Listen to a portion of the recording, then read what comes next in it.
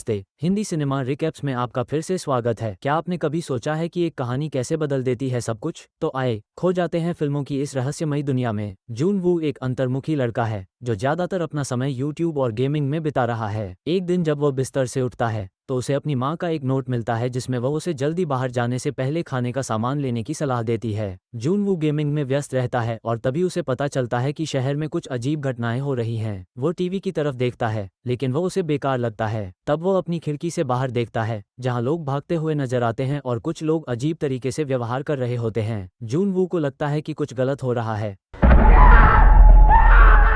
तभी दरवाजे पर दस्तक होती है। जब जून वू दरवाजा खोलता है तो एक आदमी आता है जो खुद को उसका पड़ोसी बताता है और शरण मांगता है। जून वू उसे पहले तो अंदर नहीं आने देता लेकिन फिर वो आदमी विनती करता है और अंत में शौचालय में जाकर छिप जाता है। इसी बीच जून वू को खबरों से पता चलता है कि संक्रमित लोग खून बहाते हुए नरभक्षी हो रहे हैं। इस खबर से डरकर जून वू खुद को चाकू से बचाव के लिए तैयार कर लेता है। जब वो आदमी शौचालय से बाहर आता है तो उसकी आंखों से खून बह रहा होता है लेकिन वह फिर भी शांत रहता है और बाहर निकलने में सफल हो जाता है।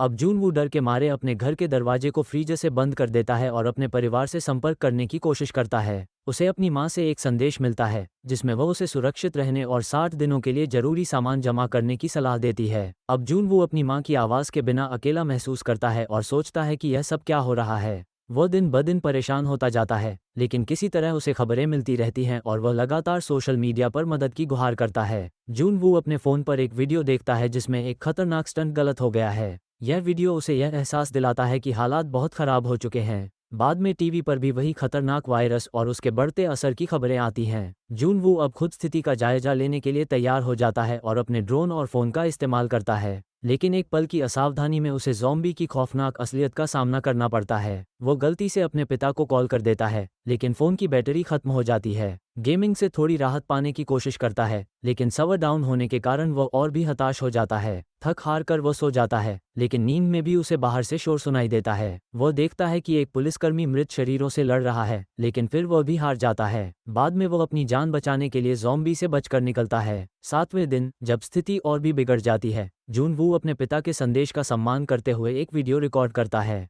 वो अपने पिता की बियर पीता है और खबरें सुनता है जहां बताया जाता है कि संक्रमित लोगों से काटने से बचना चाहिए। फिर अचानक एक नूडल का विज्ञापन टीवी पर आता है और भूखा और परेशान जून वू उसे देखकर नूडल्स खा लेता है। वह भूल जाता है कि पानी की आपूर्ति खत्म हो रही है और जब उसे इसका एहसास होता है तो वह अपनी कैंटीन से आखिरी पानी की बूंदें निकालने की कोशिश करता है। जब खाना और पानी खत्म होने लगे वह अपने घटते राशन और लगातार आती खतरनाक खबरों को लेकर परेशान हो जाता है। जून वू एक दिन रेडियो सुनते हुए जो उसके लिए एक नई उम्मीद की तरह होती है। इसे सुनकर वह नए हेडफोन की तलाश में जुट जाता है भले ही उसके सामने हालात बहुत ही खराब हों। कुछ समय के लिए संगीत उसे राहत देता है लेकिन तभी उसकी शांति टूट जाती है। उसकी माँ की आवाज़ सुनकर उसे थोड़ी उम्मीद मिलती है लेकिन फिर उसे परिवार के बारे में एक बुरी खबर मिलती है जिससे उसकी उम्मीद चकनाचूर हो जाती है। दुख और गुस्से से भरकर वह अपने आसपास की चीज़ों को तोड़ते हुए बाहर निकलता है। सड़कों पर अराजकता के बीच वह जानता है कि उसे बहुत खतरनाक स्थिति का सामना करना पड़ेगा। मरे हुए लोग और ज़ॉम्बी उसे चारों ओर से घेर लेते हैं लेकिन वह खुद को बचाने के लिए संघर्ष करता है। एक पल की घबराहट में वह ज़ॉम्बी के झुंड से किसी तरह बच निकलता है। इस दौरान वह पूरी तरह से टूट चुका महसूस करता है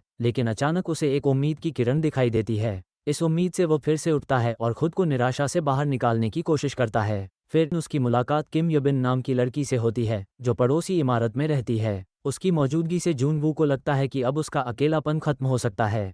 युबिन की निडरता से प्रेरित होकर जून वू उससे अपने अकेलेपन से बाहर निकलने का फैसला करता है। अगले दिन वे एक छिपे हुए ज़ॉम्बी से मुकाबला करने की योजना बनाते हैं। जून वू इस मुलाकात का बेसब्री से इंतजार करता है लेकिन भूख उसे जकड़ लेती है। युबिन यह महसूस करती है और दोनों मिलकर एक साहसी बचाव अभियान पर निकल पड़ते हैं। उनकी टीमवर्क और कुशलता से जून वू को थोड़ी राहत मिलती है। वे आपस में खाना साझा करते हैं और एक दूसरे के बीच के रिश्ते को मजबूत करने की कोशिश करते हैं। हालांकि उनकी राहत का पल बहुत देर तक नहीं टिकता। एक ज़ॉम्बी खतरा फिर से सामने आता है। इस संघर्ष में युबिन ने अपनी बहादुरी से रक्षा की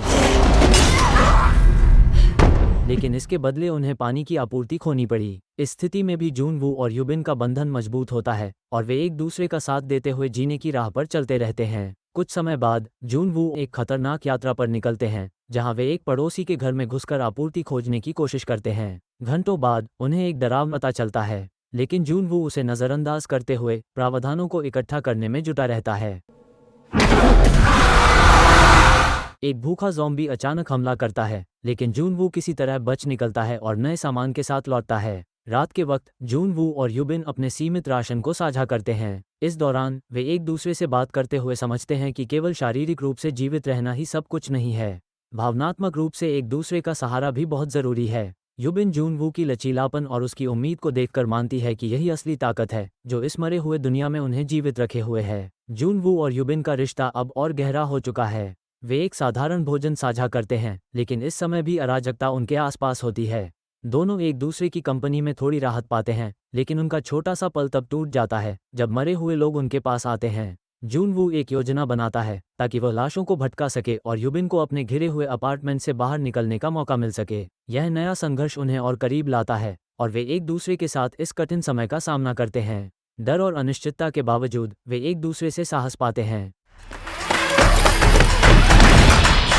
युबिन, जो लगातार ज़ॉम्बी के हमलों से जूझ रही होती है, को जूनवू की मदद मिलती है। दोनों मिलकर सुरक्षा की तलाश में ईथ फ्लो पर जाते हैं, लेकिन यहाँ भी उन्हें नया खतरा सामने आता है। वे एक पुराने और निर्जन स्थान में शरण लेने की कोशिश करते हैं, लेकिन मरे हुए लोग लगातार उनके आसपास होते हैं। जूनवू अपनी पूरी ताकत से युबिन का बचाव करता है, लेकिन तभी एक नया रहस्यमय उत्तरजीवी सामने आता है जो उन्हें मदद देने का वादा करता है। हालांकि उनकी मदद पर संदेह भी बढ़ता है। जब वे उस व्यक्ति के साथ बैठकर भोजन करते हैं तो उनका शक और बढ़ जाता है, क्योंकि उन्हें कुछ छिपी हुई आपूर्ति और उसके इरादों पर सवाल उठते हैं। उनका डर सही साबित होता है जब वे अनजाने में उस व्यक्ति के जाल में फंस जाते हैं। उन्हें नशीला पदार्थ देकर बंदी बना लिया जाता है। अब उनके पास एक ही विकल्प होता है, या तो हार मान लें या फिर किसी भी हाल में जीवित रहने के लिए संघर्ष करें।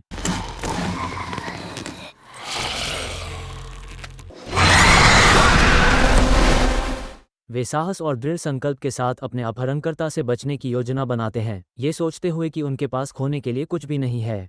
जूनवू और युबिन अब एक कठिन रास्ते पर हैं, जहां उन्हें अपनी स्वतंत्रता के लिए खतरों का सामना करना पड़ता है। उन्होंने अंततः एक आखिरी संघर्ष में जीत हासिल की, लेकिन इस संघर्ष ने उन्हें बहुत थका दिया। उनकी उम्मीदें अब धुंधली हो चुकी हैं और निराशा उन्हें घेर चुकी है। युबिन, जो इस हालात में और ज़्यादा टूट चुकी थी, जूनवू से एक आखिरी बार मदद की गुहार लगाती है।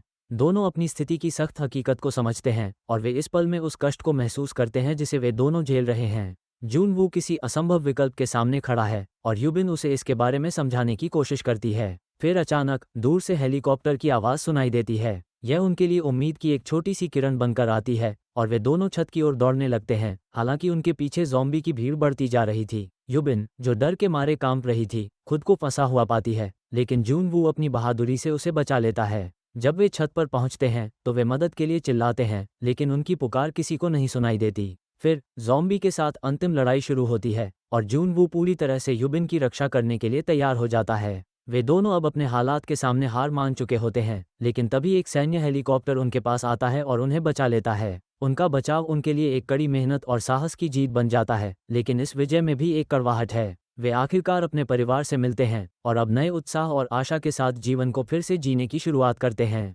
जूनवू और युबिन की मुस्कान ये साबित करती है कि मुश्किल वक्त में भी एक दूसरे का साथ उन्हें उम्मीद देता है। जैसे ही कहानी खत्म होती है, हम यह महसूस करते हैं कि इंसानियत की असली ताकत उसकी लचीलापन और एक दूसरे के प्रति सहानुभूति में है। तो दोस्तों, इस फिल्म की कहानी यहीं खत्म होती है। अगर आपको हमारी यह यात्रा पसंद आई हो तो लाइक और सब्सक्राइब करना न भूलें। हिंदी सिनेमा रिकैप्स पर और सिनेमा के सफर में हमसे जुड़े रहें। तब तक के लिए अलविदा और खुश रहें।